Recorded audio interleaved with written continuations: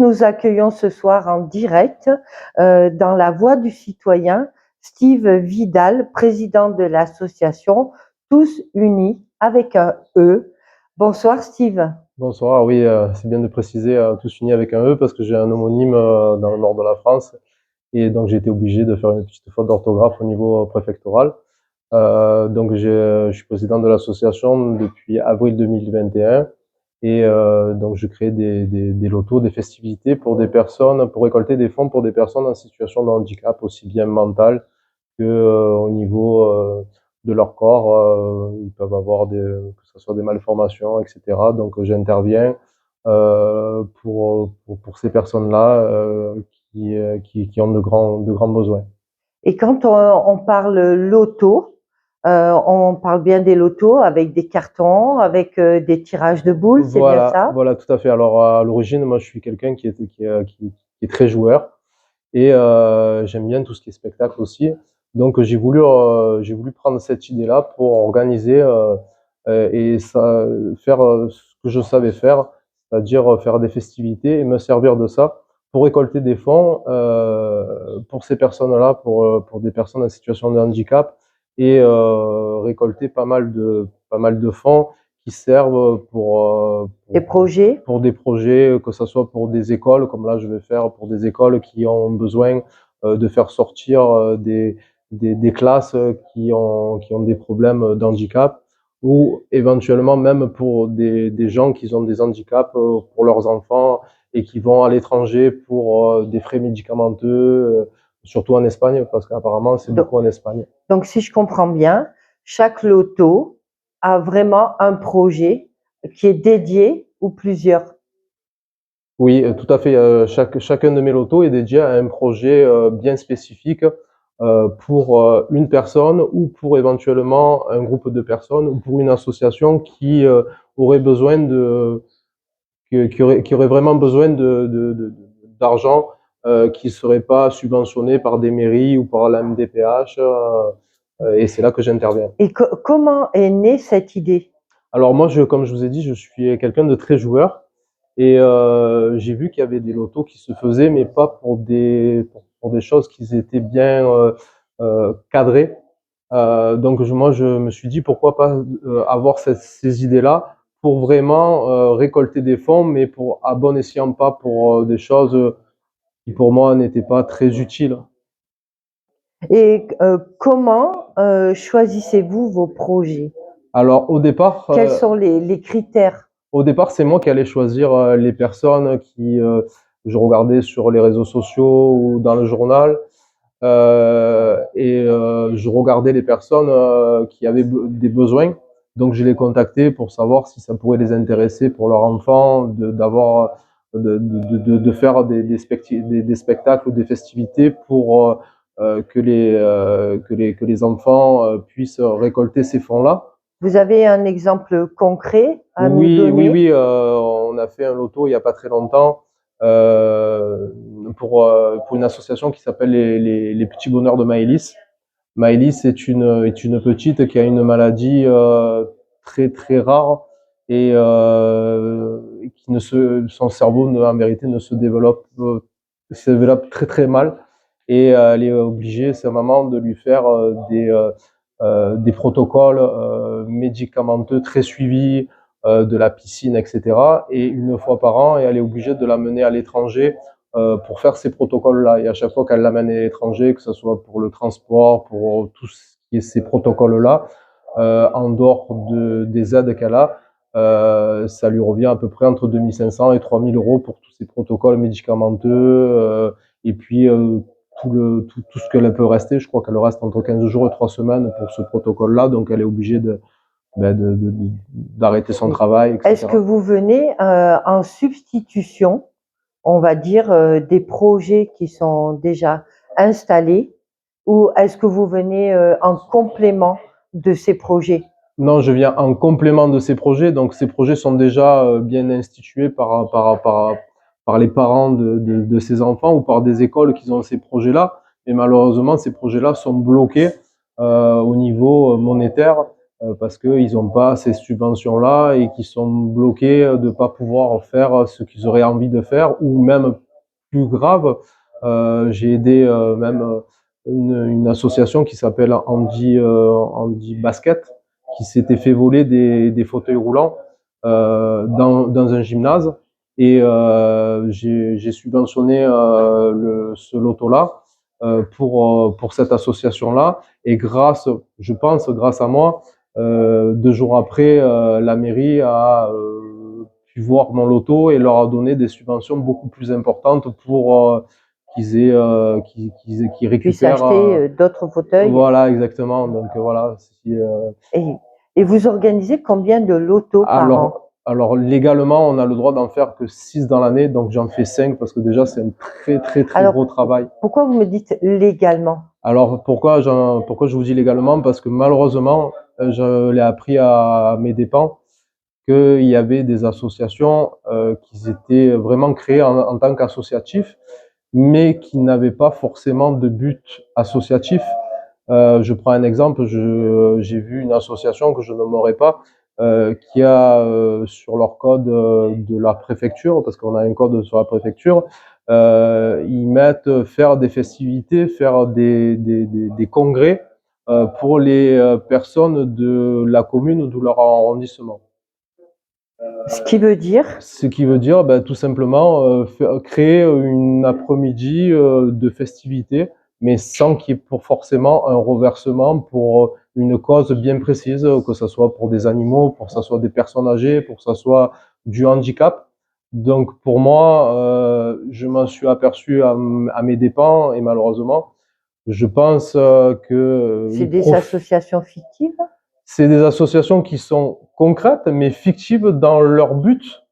Et qui malheureusement ne sont pas forcément très contrôlés.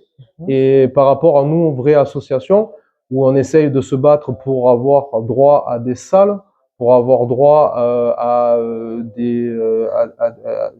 des sécurités, à de la sécurité autour de tout ça, profitent de se mettre en associatif pour récolter de l'argent. Parce que quand vous faites le nombre de personnes qui viennent à leurs festivités et ceux qui récoltent, forcément l'argent va quelque part. Vous pensez que ce sont des événements, des lotos arnaques? On peut dire ce mot-là? Oui, je pense que c'est des lotos arnaques parce que quand les fonds sont récoltés à des fonds propres, parce que moi j'ai un petit peu fouillé les réseaux sociaux, etc., et que vous voyez ces personnes-là où l'adresse de leur association correspond à des adresses de sociétés d'événementiel, c'est qu'il y a un problème. Et vous avez creusé, vous en avez rencontré des responsables de ces associations? J'ai voulu les rencontrer, j'ai voulu les creuser, et malheureusement, je me suis fait prendre des vents. On m'a raccroché au nez, on m'a dit que jamais on me contactera ou qu'on me recevrait. Parce que si vous parlez pas justement de votre association, c'est que vous avez quelque chose à vous reprocher. Et vous pensez qu'elles sont nombreuses? Alors, on rappelle que l'association Tous Unis est sur Marseille. Voilà, moi je suis sur Marseille, je fais des festivités parce que sur Marseille, malheureusement, les salles municipales comme faisaient gratuitement ou à des tarifs préférentiels, c'était des salles où malheureusement on n'accueillait pas beaucoup de personnes, entre 200 voire 300 personnes grand maximum. Donc quand on accédait à des accès PMR, qu'on recevait des fauteuils roulants, etc., la place malheureusement était très limitée. Et pour récolter des fonds qui étaient un peu plus importants, il a fallu que je m'excentre au sud de Marseille. Et là, à l'heure d'aujourd'hui, je fais mes spectacles et mes lotos sur la Peine-sur-Yvonne. D'accord, donc en fait, vous êtes excentré pour éviter l'amalgame, voilà, en fait, entre les différents lotos. Pas forcément. Non, pas forcément, parce que je n'aimerais pas cette association-là, voilà, mais qui fait des lotos dans la même salle que moi. Mais c'est juste simplement pour avoir une grandeur de salle beaucoup plus importante, parce que quand vous faites des spectacles et des festivités, ça prend beaucoup Oui, de temps. ça mène beaucoup plus de monde aussi. Voilà, et ça mène beaucoup plus de monde. Donc moi, j'ai calculé que le temps et le monde qui venait lors de mes spectacles et de mes lotos spectacles, je pouvais récolter beaucoup plus d'argent sur une courte durée. Donc, Est-ce que vous pouvez nous donner bien sûr, un chiffre approximatif? bien sûr, en tant qu'association, normalement, on devrait Oui, c'est à avoir, but non on devrait lucratif, tout avoir, à fait. on devrait Mais avoir une transparence, une c'est bien aussi transparence. pour les auditeurs. Donc moi, à chacun de mes lotos que j'achète personnellement, j'ai entre 6 000 et 7 000 euros de lots que j'achète parce que en, en faisant des lotos avec des lots extraordinaires, vous faites venir beaucoup plus Plus de de monde. personnes. Vous nous parliez tout à l'heure de lots à 1 000 euros, c'est bien Oui, ça? là, je suis en partenariat avec le magasin MDA, qui est dans la région PACA, mais MDA de Marseille et Castellane, parce que j'habite pas très loin de Castellane, à Marseille, dans le 6e, et je fais un bon d'achat pour le bingo d'une valeur de 1 000 euros. Donc la personne qui gagne, elle va dans le magasin et elle s'achète pour ce qu'elle veut pour une valeur de 1 000 euros.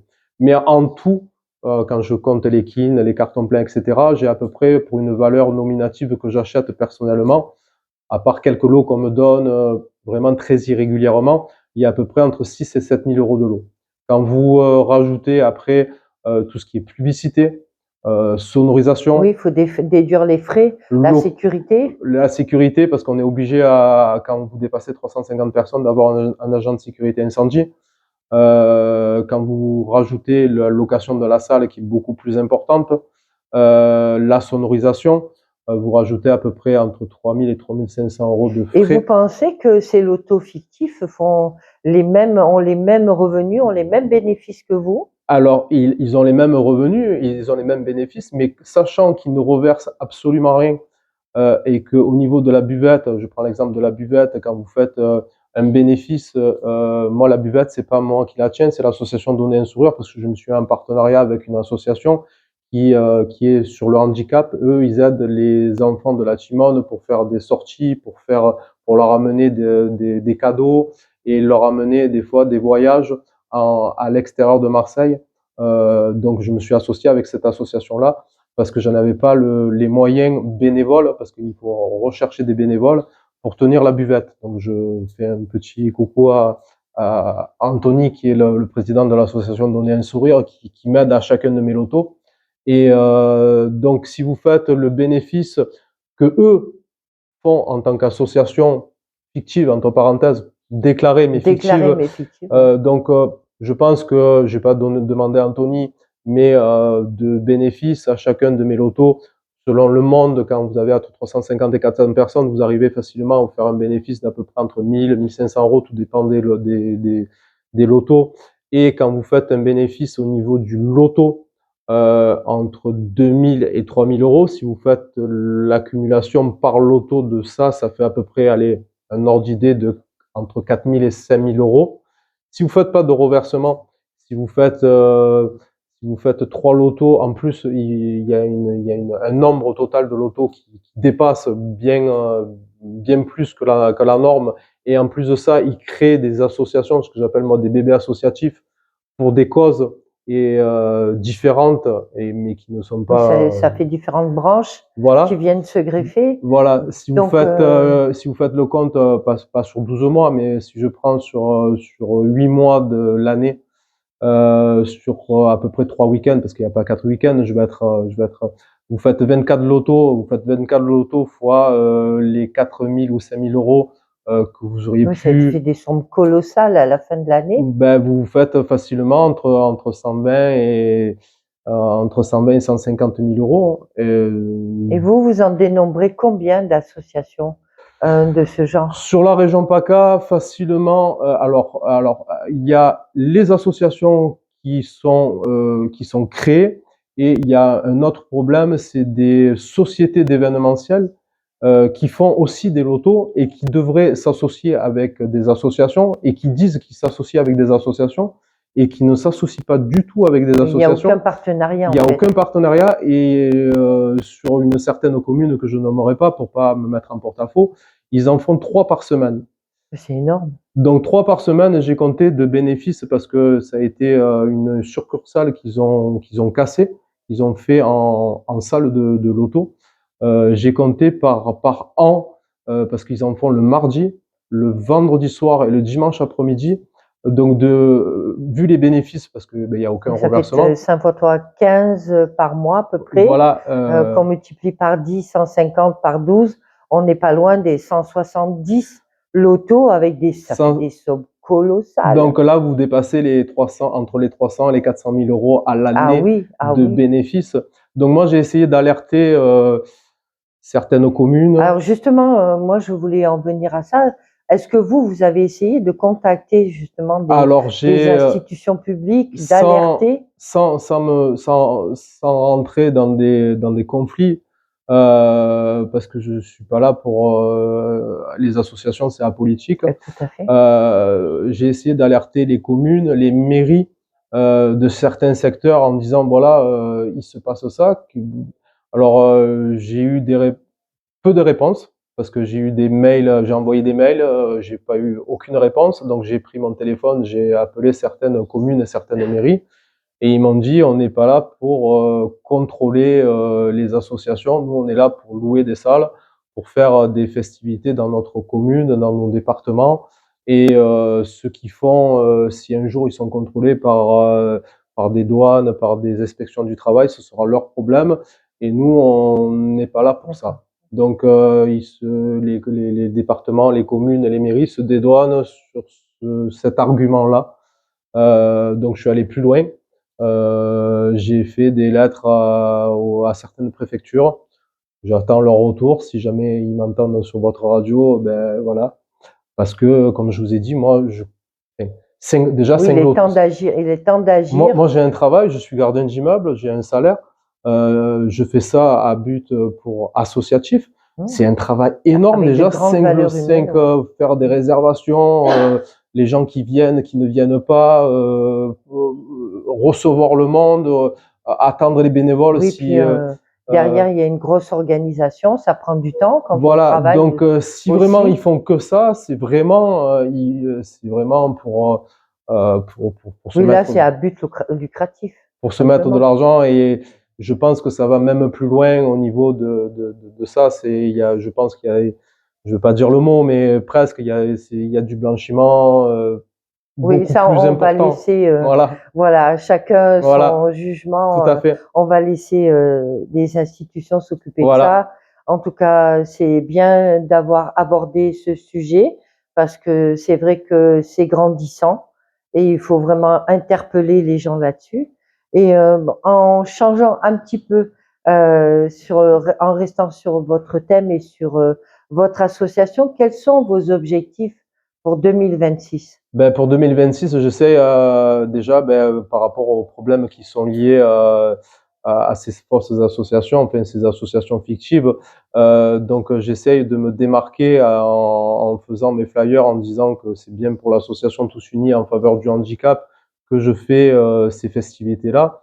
Bien me démarquer avec mon partenaire qui est MDA pour que les gens puissent me reconnaître, parce qu'il y a même, j'ai eu des échos de personnes qui sont allées dans d'autres lotos qui ont dit mais pourquoi c'est pas toi qui le fais? Il y a des associations qui se sont même fait passer pour moi, mais malheureusement je n'ai pas les tenants, les aboutissants pour avoir Et est-ce que vous, dans vos objectifs 2026, vous aimeriez vous étendre à d'autres communes à venir dans le Var, puisque nous sommes sur Toulon, par exemple, ou aller sur Nice, enfin vraiment vous étendre sur la région PACA? Le problème, c'est qu'à l'heure d'aujourd'hui, déjà, régler ces problèmes-là associatifs pour que je puisse, parce qu'à l'heure d'aujourd'hui, je suis connu sur la région PACA, la Peine-sur-Yvonne, pour que les gens puissent, quand je fais mes festivités, dire bien vous identifier. Voilà, c'est lui. Que si je m'étends déjà à l'extérieur, les gens me connaissent pas, donc c'est toute une recherche de personnes qui va peut-être venir, qui va pas peut-être venir, donc ça vous fait quand même un petit peu peur de savoir si les gens vont répondre au présent pour reverser une donation qui va être assez suffisante par rapport au nombre de personnes que vous allez recevoir et au lot que vous allez acheter, plus tous les frais qui s'annexent derrière. On parlait communication quand on est arrivé en préparation. comment vous communiquez pour votre association de façon à ce que les auditeurs, les auditeurs déjà, et les gens puissent bien vous identifier? Alors malheureusement à l'époque je mettais des flyers dans les rues, etc. Donc j'ai eu pas mal d'ennuis parce que même que je les enlevais après, on n'a pas forcément le droit, malgré qu'on est une association, de flyer n'importe où. Donc j'allais beaucoup dans les magasins, ça me prenait beaucoup de temps. Donc j'essaye d'avoir des supports le plus possible au niveau des réseaux sociaux, grâce à vous, grâce aux radios et aussi dans divers magasins. Vu que je suis dans le médical aussi, j'essaie de contacter certains hôpitaux, certaines cliniques qui me suivent maintenant pour me faire connaître et pour qu'ils puissent venir en même temps en tant que personnel soignant pour qu'ils puissent profiter d'une excellente journée et c'est vraiment du bouche à oreille pour me faire connaître d'un grand maximum de personnes pour que les gens puissent se dire on va passer une bonne journée, c'est pour la bonne cause, il n'y a pas de triche, tout est transparent et là on peut y aller les yeux fermés, on a passé une bonne journée parce que comme je vous ai dit, je rajoute un spectacle à chaque fois de professionnels qui viennent bénévolement. Là j'ai le dimanche 8 février à la salle de spectacle de la Peine-sur-Yvonne, j'ai un spectacle d'hypnose fait par quelqu'un que j'ai connu lors de mes lotos, qui est Nicolas, qui va faire 1 heure de spectacle. Des détails justement sur cet événement? Bien sûr, donc ce sera le dimanche 8 février. J'ai déjà 200 réservations parce que les gens quand même me suivent par rapport à mon dernier loto qui s'est fait au mois de novembre. Donc ce sera un loto spectacle à la Peine-sur-Yvonne, donc à la salle de spectacle à côté de la gare. Donc il y aura, donc je vous les porte à midi. Je commence le spectacle à 14 h avec 1 heure de spectacle d'hypnose. Plus un loto, donc il y aura au niveau du loto 8 parties de 4 quines, un carton plein, plus une partie de bingo de 4 quines avec un carton plein direct avec le fameux bon d'achat de 1 000 €. Combien coûte Alors un carton? je fais légalement on doit partir sur une plaque, moi je fais des plaques de 6 à 20 € uniquement pour le loto. Après je rajoute la tombola, le spectacle et le bingo. Donc pour que ça soit accessible à toutes les personnes, j'ai créé une formule loto, bingo, tombola et spectacle pour 30 € pour toute la journée, ce qui permet d'avoir un spectacle d'1 heure, assister au loto avec votre planche de 6 cartons. Ça fait une belle après-midi festive. Voilà, je commence à 14 h et je finis à peu près à 18 h 40. Oui, c'est un bel après-midi. Donc les gens, pour qu'ils aient déjà un spectacle, ça coûte quand même un peu cher. Donc là, ils ont quand même un pack entier et surtout qu'ils comprennent qu'une partie de leur... Alors justement, ma question, cet après-midi-là, les bénéfices iront à qui? Donc là, j'ai fait connaissance lors de mon loto avec le responsable de la salle qui connaissait une classe sur Aubagne d'enfants en situation de handicap qui voulaient partir faire une journée au Frioul. C'est rien du tout, mais ils n'ont pas eu de subvention malheureusement pour faire cette journée-là de fin d'année de classe scolaire. Donc le responsable de la salle m'a dit est-ce que je peux te mettre en contact avec le responsable de l'école. Donc les bénéfices iront donc à cette école? Voilà, donc les bénéfices iront voilà donc le transport que je prends entièrement en charge, le transport donc par le bateau, par le bus, et puis par le bateau, voilà, donc le bus qui sera exprès pour eux en tant que personnes en situation de handicap, le bateau plus le restaurant là-bas pour les 10 petits. Donc on prévoit à peu près un budget entre 1 700 et 2 500 fourchettes que ça fait une jolie petite somme. Voilà, que je leur remettrai directement lors de mon loto. Là, d'habitude, je remets un chèque, mais là, j'attendrai d'avoir les factures pour leur remettre au cas par cas pour le transport. Vous êtes bien organisé, voilà, c'est bien. Voilà. C'est bien. Ma dernière question, parce que notre émission se termine. En tant que citoyen, est-ce que vous avez quelque chose à rajouter? Ben, comme je vous ai dit, oui, en tant que citoyen et président d'association, j'aimerais que des personnes qui soient peut-être qu'à avoir une agrémentation particulière pour que qui viennent voir ce que les associations font et qu'il n'y ait pas autant d'arnaques pour qu'il y ait un cadre vraiment légal d'association, qu'on puisse avoir, admettons, un label ou être reconnu pour que les gens, quand ils viennent dans nos festivités, dans nos lotos ou autres, puissent se différencier et même peut-être être bannis s'il y a des abus par rapport à peut-être à cette corporation qui pourrait être créée. Et oui, ça serait. Il n'existe pas une fédération des lotos? Alors, il existe une fédération des lotos, mais associativement, non. Vous pouvez le faire comme bon vous semble si vous êtes dans le cadre de la loi, mais bon, malheureusement, il y en a certains qui prennent la loi pour. On reviendra pas là-dessus. Voilà. Et comment les auditeurs pourraient vous aider? Alors, déjà, moi, lors de mes lotos, je recherche toujours des bénévoles pour accueillir le monde, pour nous aider en début de loto, pour mettre la salle en place, pour nous aider à débarrasser les tables et les chaises à la fin de nos lotos, parce qu'il y a quand même une centaine de tables à débarrasser, etc. Et s'il y a des restaurateurs ou des gens qui ont des parcs d'attraction X ou Y qui nous attendent, on est toujours preneur de donations pour nos lotos et éventuellement pour accueillir des personnes en situation de handicap qui aimeraient faire des journées festives et qui peuvent pas forcément se le permettre. Et donc, on vous contacte donc sur les réseaux sociaux? Alors, on me contacte sur les réseaux sociaux. Malheureusement, j'ai pas créé encore de page Google parce que c'est tout un organisme. Donc, je suis sur Facebook, Insta, etc. Donc, j'ai créé association Tous Unis avec UNIE pour pour me démarquer, et avec mon prénom qui est Steve, tous TOUS UNIE, pour qu'ils voient ce que je fais au niveau de mes festivités et pour les reversements, et que les gens puissent me suivre sans trop de difficultés. Je vous remercie, Steve. Merci à vous d'avoir reçu. De jolis projets, de très beaux projets pour 2026. Merci aussi de votre témoignage concernant les dérives qui Malheureusement, oui.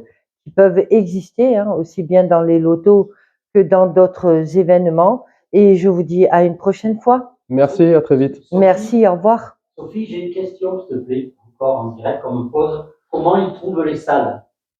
Alors, les salles, c'est des salles municipales, malheureusement, qu'on demande à chacun de nos départements ou nos régions avec l'approbation de leur association pour avoir droit pour des festivités ou quoi que ce soit, mais il faut qu'ils soient vraiment agrémentés en tant qu'association et qu'ils aient un but vraiment réel. Par les mairies aussi, on me demande, non? Par les mairies également, avec pareillement le cabis de leur association pour voir qu'est-ce qu'ils font exactement et pourquoi ils veulent louer des salles, comme j'ai dit, pour que ça soit, qu'on ne dérive pas sur d'autres problématiques. Merci aux auditeurs pour vos questions. On termine notre émission. On vous dit à très bientôt, Steve. À très bientôt. Au revoir, merci. et rentrez bien. Merci.